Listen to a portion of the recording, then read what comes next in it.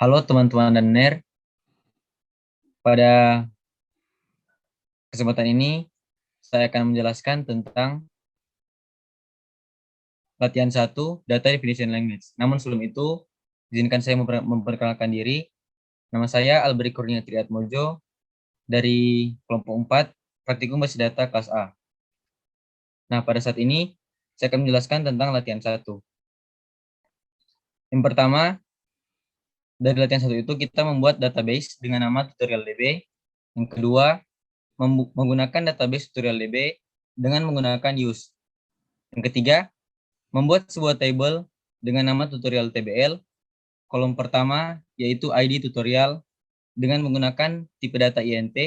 Setelah itu, kita menggunakan atribut not null yang gunanya adalah untuk memastikan bahwa nilai pada kolom tersebut tidak kosong.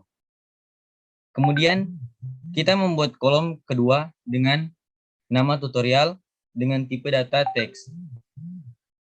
Dan pada kolom terakhir, kita membuat ID mahasiswa dengan tipe data INT dan juga menggunakan primary key yang gunanya adalah untuk membedakan antara baris. Yang keempat, setelah itu kita membuat storage yaitu MYI SAM. Yang kelima, kemudian kita mendrop atau menghapus table yang telah kita buat tadi dengan cara drop table tutorial TBL. Dan yang terakhir, kita menghapus database yang telah kita buat yang caranya adalah hampir sama, yaitu drop database tutorial DB.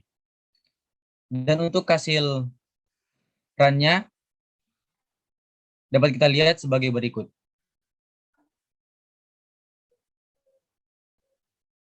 Itulah hasil run tadi. Mungkin itu penjelasan dari saya. Sekian dan terima kasih.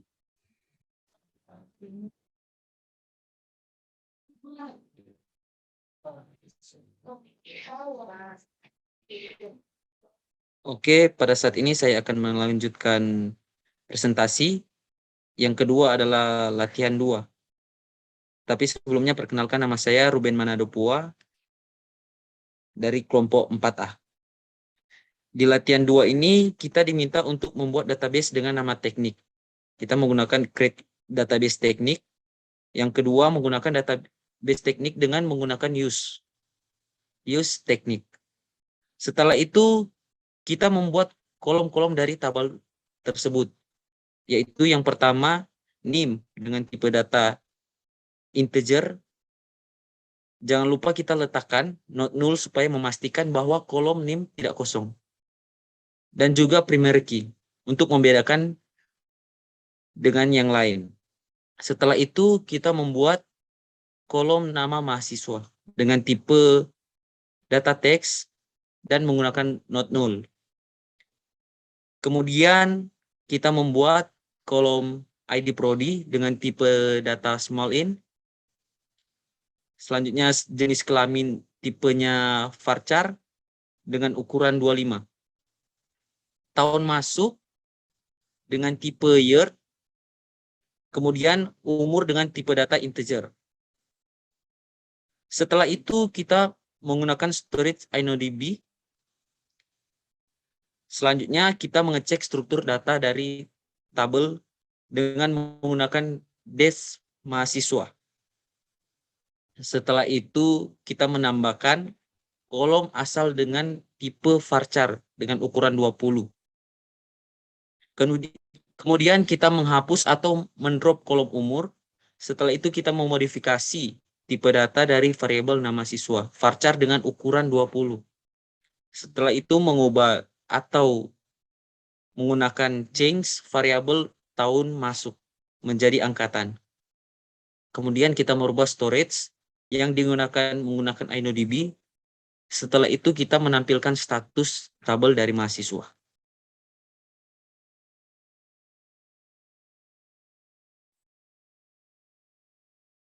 Baiklah, saya akan melanjutkan latihan 2. Sebelumnya perkenalkan, nama saya Heri Kurniawan dari IT kelas A, kelompok 4. setelah kita tadi mendengarkan penjelasan dari Ruben dengan membuat sebuah tabel, yaitu tabel mahasiswa, selanjutnya kita membuat tabel mata kuliah. Yaitu pertama kita menggunakan create table seperti biasa dengan nama mata kuliah. Kemudian kita membuat kolom bernama IDMK atau ID mata kuliah dengan tipe data varchar memiliki ukuran 20 dan not null atau agar data itu tidak kosong.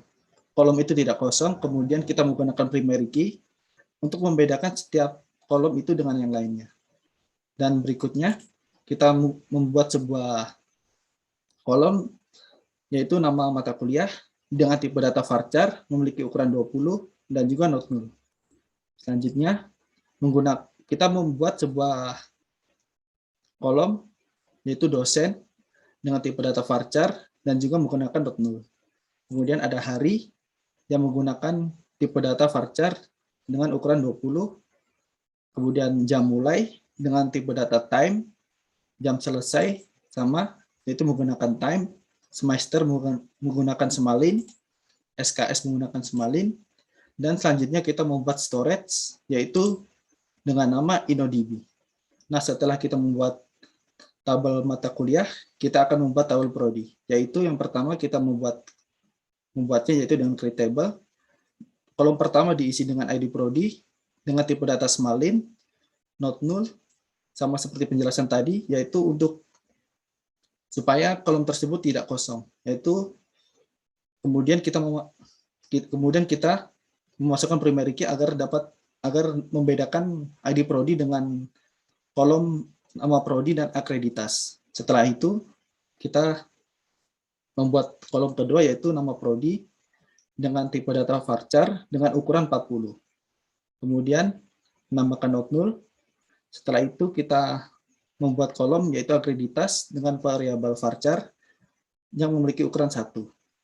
Dan kita juga tidak lupa membuat sebuah storage dengan nama InnoDB. Kemudian kita run. Dan ini hasil dari tabel yang sudah kita buat dari tabel mahasiswa. Dan keterangannya di sini programnya berjalan dengan lancar. Kira-kira itu dari saya. Dan selanjutnya akan dijelaskan oleh teman-teman saya.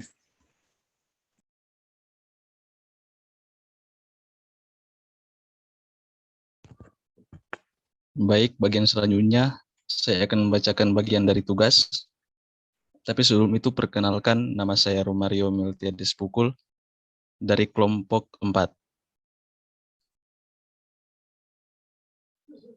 Tujuan dalam pembuatan sebuah database toko buku adalah untuk mengetahui informasi yang ada di dalam buku serta pengelompokan datanya. Seperti biasa, kita membuat terlebih dahulu database-nya dengan nama toko buku dan membuat use untuk menggunakan database yang telah kita buat. Setelah itu, kita membuat sebuah tabel penerbit dengan kolom-kolomnya, yaitu ID penerbit dengan tipe data integer dan menggunakan atribut not null agar kolom itu tidak kosong. Setelah itu, kita menggunakan primary key untuk membedakan dengan yang lain. Kemudian ada kolom nama dengan tipe data varchar dengan ukuran 20.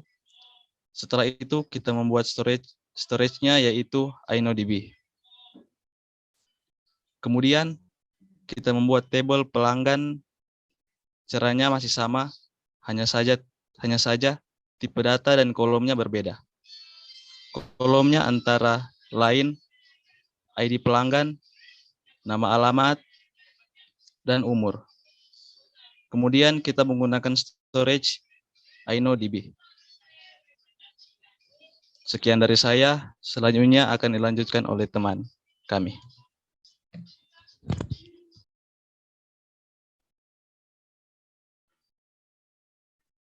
Selanjutnya saya akan meneruskan penjelasan dari Romario. Tapi sebelum itu perkenalkan, nama saya Immanuel Julian Dikaung dari kelompok 4. Nah, setelah itu kita membuat tabel yang ketiga yaitu tabel barang. Caranya sama seperti sebelum-sebelumnya. Di tabel Barang sendiri kolomnya ialah judul buku, jumlah halaman, tahun terbit, dan jumlah eksemplar, dan kita menggunakan tipe storage InnoDB. Setelah tabel barang jadi, kita menambahkan kolom harga dengan tipe varchar 20. Kemudian kita mengubah nama tabel dari barang menjadi tabel buku. Setelah kita mengubah nama tabel barang menjadi buku, kita mengganti nama kolom ID barang menjadi ID buku. Sekian, terima kasih.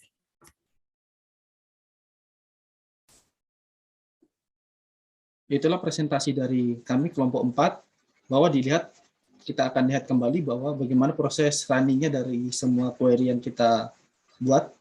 Yang pertama dari query pertama atau latihan yang pertama. Di sini kita lihat bahwa query yang pertama atau latihan yang pertama itu berjalan dengan lancar, yaitu sukses.